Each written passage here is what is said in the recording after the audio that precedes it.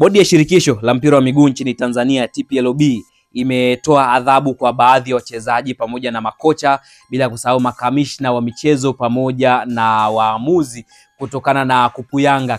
Na baadhi ya adhabu ambazo zimetoka katika mchezo huu ni pamoja na mchezo nambari 95 kati ya Yanga ambaye alibuka na ushindi wa mabao 2-0 dhidi ya Fountain Gate, ambapo mwamuzi wa mchezo huo Amada Simba kutoka Kagera ameondolewa kabisa kwenye orodha ya waamuzi kwa mizunguko mitano kwa kosa la kushindwa kuitafsiri vyema sheria ya mpira wa miguu, ambapo mwamuzi huyo alitoa adhabu ya penalty kwa klabu ya Fountain Gate katika tukio ambalo mlinzi wa timu hiyo hakuwa ameushika mpira huo. Adhabu hii ni kwa mujibu wa kanuni ya 42 kifungu cha kwanza ya ligi kuu kuhusu udhibiti wa wachezaji. Lakini pia katika mchezo huo huo, kamishna wa mchezo huo Rehule Nyaulawa kutoka Lindi amefungiwa kwa kipindi cha miezi mitatu kwa kosa la kushindwa kutoa taarifa kwa bodi ya ligi kuu ya Tanzania kuhusiana na mapungufu ya mwamuzi wa mchezo huo katika kutafsiri sheria za mpira wa miguu kama ilivyoainishwa hapo juu. Adhabu hii ni kwa mujibu wa kanuni ya 42 ya ligi kuu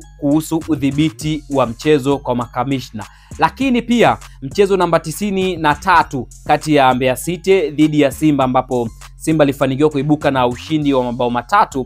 Mchezaji wa klabu ya Mbeya City Vitalis Mayanga amefungiwa michezo 5 na kutozwa faini ya shilingi milioni 1 kwa kosa la kumpiga kiwiko kwa makusudi mchezaji wa klabu ya Simba Anthony Mligo. Tukio hilo lingeweza kuhatarisha usalama wa mchezaji huyo.